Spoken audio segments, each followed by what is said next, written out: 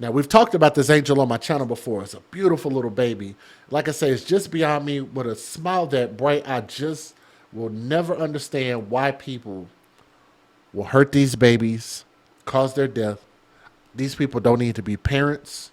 They don't need to be in our society. But before we get into the details about what happened, let me give you a disclaimer and then we'll go into the details. So this will be an update. Some viewers may find the following content offensive and controversial. The information in this video comes from multiple sources, including court records, official police charges, news web articles, and interviews. This video commentary also contains my personal opinions about the facts of this story. The point is to use this story as a cautionary tale in hopes of preventing tragedies like these to children going forward. Viewer discretion is advised. That is your official disclaimer. And we're getting this story from news4jax.com. So thank you for the article. Jacksonville, Florida. Y'all are taking an L. I've been to Jacksonville a couple times. Shout out to my big sister. She lives out that way. But tragic story coming out of there again. Jacksonville, Florida mother and her boyfriend, mom's boyfriend, are facing child neglect charges in the death of 22-month-old Zamora Foe, F-O-E. And I've talked about this baby before, and she looks so happy. I just will never understand why people can't look at that face and see what we all see is a beautiful, innocent angel. This baby was rushed to Wolfson Children's Hospital in critical condition on September the 10th and died days later. Zamora's mother, 20-year-old Zayla Goodwin, and her boyfriend, 22-year-old Nathaniel Davis. And again, I just look at this damn stupid-ass picture. I just don't think that people this young should have kids.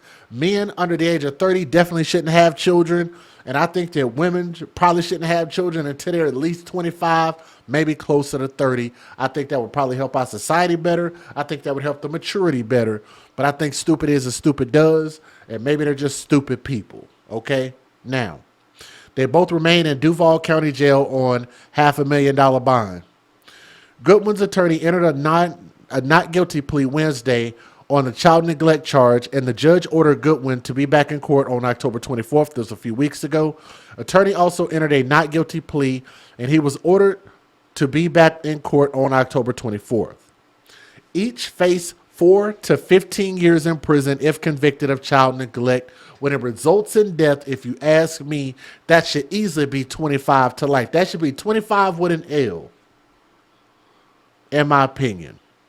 It's unclear if some point the child neglect charges the couple are facing could be upgraded now that Zamora has died. And I think the charges should be, like I said, should be upgraded. Absolutely. According to a warrant obtained by News4Jax, Jacksonville Fire and Rescue Department paramedics were called September the 10th to a home where the toddler had gone into cardiac arrest and was unresponsive. Paramedics rushed the child to Wolfson Children's Hospital where she was listed in critical condition. What doctors told police was redacted from the warrant except for a line that states that the doctors did not think Zamora would survive her injuries, which means she was hurt, she was injured, probably beat to death, probably blunt force trauma. A lot of blunt force trauma in my opinion. Hold on.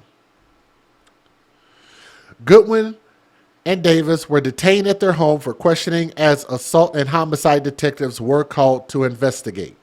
The warrant states that a search of the home was conducted and that the search led to the discovery of multiple bloody bandages, bloody blankets next to Zamora's bed, and bloody diapers in the trash. A second search led to the discovery of multiple cell phones, methamphetamine, and drug paraphernalia. So these people were goddamn meth heads, crackheads, meth billies is what they were. A woman whose name was redacted from the warrant told detectives that Goodwin, Davis, and Zamora moved into her home 5 days before Zamora was rushed to the hospital. According to the warrant, the woman told detectives she began seeing bruises on Zamora and noticed Zamora was no longer walking and asked Goodwin what happened to the toddler. The warrant states that Goodwin told the woman that Zamora was injured after falling in the bathtub. Not another bathtub story. These meth billies and their bathtub stories. She fell in the bathtub, allegedly. We know that's bullshit. We know that. And we got Japan in the building. Let me say thank you. I don't think we've ever had somebody in our channel from Japan. So if you're listening, from my heart to yours, thank you so much for being here. Thank you for supporting AFC. I appreciate that. Advocates for children. We advocate for these babies. They need a voice. They need a strong voice out there. And we all need to be speaking on behalf of these children, right? Said that this child was injured by falling in a bathtub while Davis was bathing the child at the previous home in Hillard. The woman told police, and again, I told y'all about these men and bathing children that don't belong to them. I think that's extremely weird, creepy, and I just don't like it. You don't share a DNA tie with that child, I don't think you should be messing with that child and bathing them. The woman told police that right before paramedics were called to her home, she was awakened by a loud commotion in her living room. And when she got up to see what the commotion was about, she walked in on Davis performing CPR on Zamora's unresponsive body. According to the warrant, police spoke with Goodwin. She told them the child was injured from falling in a bathtub at their old home and had difficulty walking afterwards. I'm pretty sure they didn't go get medical attention after that. So again, I think that's bullshit.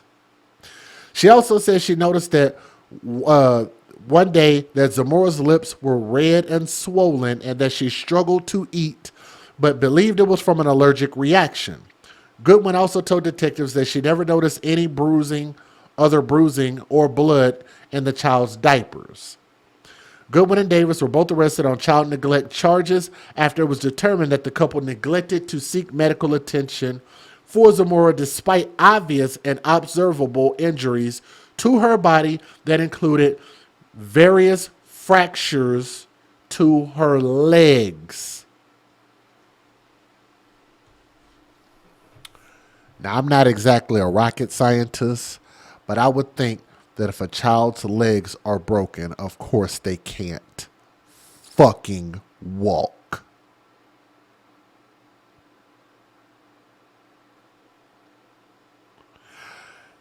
You just can't be that level of dumb to just think that people are going to continue to keep recycling these bullcrap excuses and lies and think that people are going to believe it. The warrant also revealed that detectives believe the 22-month-old toddler was sexually abused. Did I not just say that? That I don't like the fact that you got mom's boyfriend bathing children that don't belong to them.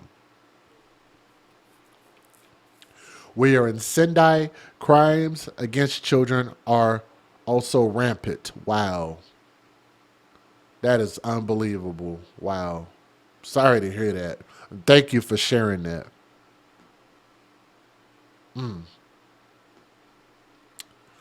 The warrant also revealed, I'm going to say this again, that this child, 22 months old, was sexually abused. So I was right. And I've always been right, and I'm always going to be right. And we have to start doing better as parents because we have to be the ones that are responsible. And you know what? Like I said, if the mother takes her child to the thug zoo and the thug lion murders and mauls the baby, then I think the person that took the child to the thug zoo needs to be held accountable also in the same fashion. They both need just as much time in prison. So he is a pedophile to the fullest extent.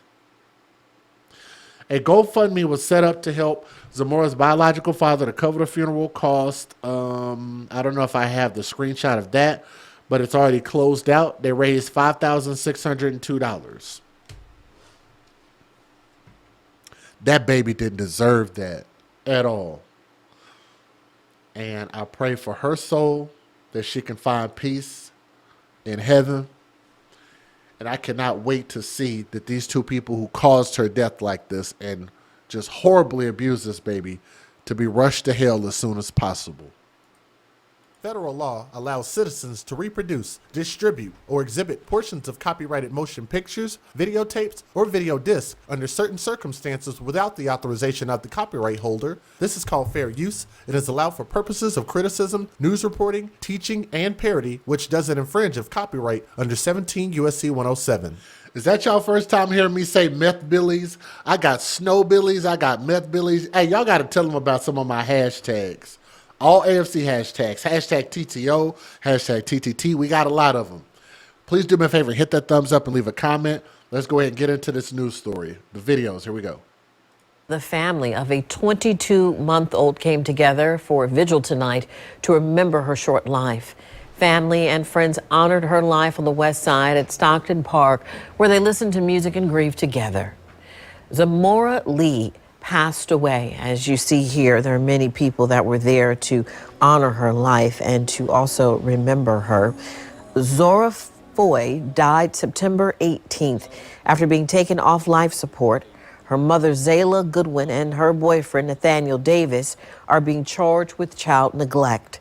Friends of the family are still shocked by the child's death. It's gut-wrenching. I have a 2 and a 1-year-old myself.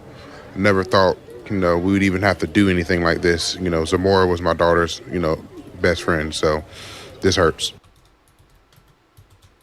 And Zamora's father, Brandon, spoke briefly after the service, saying that she was beautiful and he will miss her presence every day.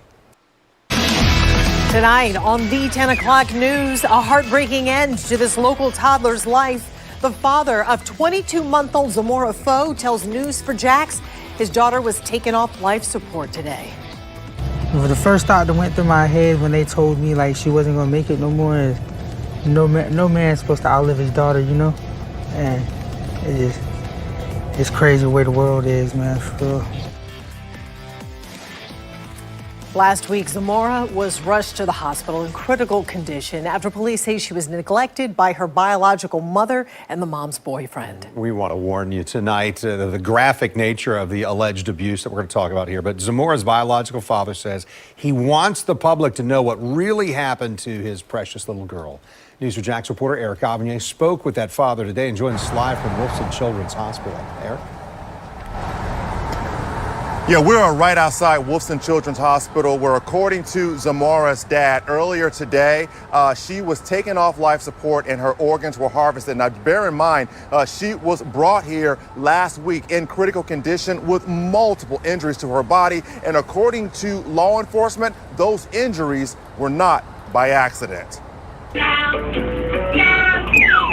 Video clips and pictures are all that's left to remember 22-month-old Zamora Foe. Her biological dad, who is now confined to a wheelchair following an accident, is left heartbroken and angry over her death. Today she was unplugged. She's gone. Officially, nothing's there. There's no air going, nothing. Last week, the toddler was rushed to Wolfson Children's Hospital in critical condition. 10 days later, her organs were donated. Yeah, I know her dad looks crazy as hell. I just tried to just not say anything, but yeah, her dad he's a looker. Just that's a unique look. So yeah, I don't know what to say. How she ended up here is a story so horrific that it led to the arrest of her biological mother, 20-year-old Zayla Goodwin, and her mother's boyfriend, 22-year-old Nathaniel Davis. Both remain in jail on charges of child neglect. Zamora's biological dad says he will never forget the moment when police told him that his daughter suffered broken bones throughout her entire body and head. I broke down like the first time I heard about it. I broke down heavy. I didn't know how to function no more. I couldn't, I didn't know how to move no more.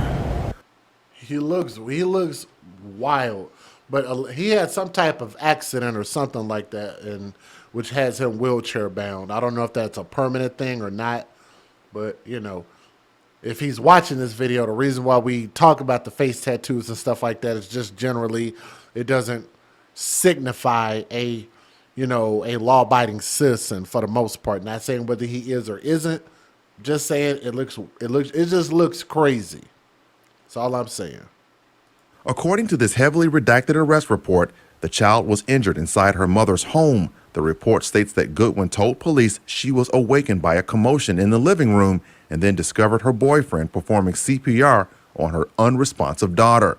After doctors at Wolfson spoke to police about the child's injuries, the JSO homicide unit was notified, and that led to a search warrant being executed on the mother's home. Evidence collected at the house, combined with statements by both Goodwin and Davis and the results of a medical examination, led to Goodwin and Davis being arrested. In the meantime, this GoFundMe has been set up for Zamora's funeral. That's what's going to pay for everything, for her burial, for her to be able to have a stone. She deserves it. She shouldn't have been. It's murdered. She was brutally murdered. Now, we have posted a copy of that GoFundMe on our website, newsforjacks.com. As for Goodwin and Davis, like I said earlier on, they remain in jail on those charges of child neglect. But now that Zamora has passed away. Joining us live outside the Duval County Jail with the charges the couple could now face. Well, right now they're sitting, like you said, here in jail on a $500,000 bond on charges of felony child neglect. However, because the toddler has now died, they could be looking at murder charges. In fact, murder charges are possibly looming. And thanks to this newly released arrest warrant affidavit, we now have a better idea of why that toddler ended up in critical condition en route to the hospital. According to this arrest warrant affidavit, 20-year-old Zayla Goodwin told investigators her 22-month-old daughter, Zamora Foe, sustained injuries to her body after falling in a bathtub while she was being bathed by 22-year-old Nathaniel Davis, who is Goodwin's boyfriend. She also told police that on one occasion, she noticed her daughter's lips were red and swollen and that Zamora struggled to eat or drink. Goodwin and Davis were both arrested on child neglect charges after it was determined the couple neglected to seek medical attention for Zamora despite observable injuries to her body. 10 days after paramedics rushed Zamora to Wolfson Children's Hospital in critical condition, she died after she was taken off life support. Retired JSO Director of Investigations turned News4Jax crime and safety analyst Tom Hackney says Zamora's mom and her mom's boyfriend may be looking at far more serious charges. When an autopsy is performed on that child, they're going to be able to tell old injuries from new injuries and be able to really either prove or disprove what story that they've told. When we might see more charges once that report is done? I would typically think you're waiting for the autopsy to be conducted, waiting for the medical examiner's input before they truly make that decision about where it's going to fall within the murder scope. When Zamora arrived at the hospital, her injuries were so bad that doctors were not optimistic about her survival. She had bruises on her body and her legs were fractured to the point where she could not walk. The amount of injuries and the level of abuse to cause those injuries, it just tears your heart in two. Although parts of the arrest warrant are redacted, it states the toddler was also sexually abused. When detectives searched the home she was living in, they said they found multiple bloody bandages, bloody blankets next to Zamora's bed, and bloody diapers in the trash. News4Jax spoke with Zamora's biological dad just hours after his daughter passed away. He recalled the moment police told him how his daughter ended up in the hospital in critical condition. I broke down, like the first time I heard about it, I broke down heavy. I didn't know how to function no more. I couldn't, I didn't know how to move no more. He's now relying on this GoFundMe to help pay for his daughter's funeral. And we have posted that GoFundMe on our website, newsforjacks.com. Reporting live from outside the Duval. So, in conclusion, this is nowhere close to an accident at all. This wasn't no falling in no damn bathtub, none of that. And I don't even want to keep saying the fact that this child was sexually violated. I think that should push this over the top to get maybe the death penalty. Yes. I think this should get them the death penalty for sure. It's probably not going to happen. But to this angel, for her to meet her demise and to, over that period of time, Beautiful little angel. Zamora, Princess, R.I.P. I think I need to go ahead and close out there before I say something that's going to get me flagged. I think I probably already have said some things that might get me flagged.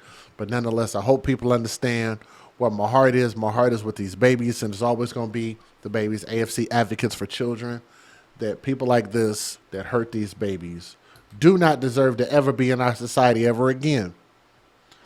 I think they need to be rush shipped to hell, in my opinion. But thank you guys so much for listening to Zamora's story, okay? Thank you. Go get justice against them.